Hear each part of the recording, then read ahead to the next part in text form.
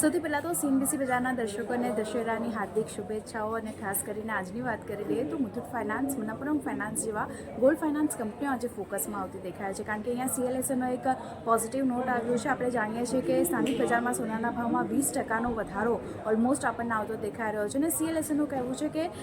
ખાસ કરીને જૂનના અંતમાં જે મુથુટ ફાઇનાન્સ અને મનપ્પરમ ફાઇનાન્સનો એલટીવી રેશિયો હતો તે લગભગ 62% અને 57% આપણને રહેતો દેખાયો હતો, જે લોંગ ટર્મની સરેરાશ કરતાં ઘણો ઓછો છે. સાથે જ તેઓ કહી રહ્યા છે કે હવે આરબીઆઈએ જે રીતે ધિરાણકર્તાઓને ઓછી કિંમતની ગોલ્ડ લોન પર એલટીવી એટલે કે લોન ટુ વેલ્યુ રેશિયો વધારવાની મંજૂરી આપી દીધી છે, તે ખાસ કરીને આ બંને કંપનીઓ માટે ઘણું પોઝિટિવ બનતું દેખાઈ રહ્યું છે અને એટલે માટે જ તેઓ ખાસ કરીને જો મુથુટ ફાઇનાન્સ માટે આઉટપરફોર્મ રેટિંગ આપી રહ્યા છે. લક્ષ્યાંક તેમણે વધાર્યા છે, ₹3600 પ્રતિ શેરના લક્ષ્યાંક તેઓ કરી રહ્યા છે મુથુટ ફાઇનાન્સ માટે. અને મનપ્પરમ ફાઇનાન્સ માટેની જો વાત કરીએ અહીંયા પણ તેઓ આઉટપરફોર્મ રેટિંગ આપી રહ્યા છે, લક્ષ્યાંક અહીંયા પણ વધાર્યા છે અને વધારીને ₹310 પ્રતિ શેરના તેમણે ખાસ કરીને મનપ્પરમ ફાઇનાન્સ માટે કર્યા છે. તો એક સીએલએસએના પોઝિટિવ નોટ બાદ મુથુટ ફાઇનાન્સ, મનપ્પરમ ફાઇનાન્સ બંને ગોલ્ડ ફાઇનાન્સ કંપની આજે ફોકસમાં આવી રહી છે.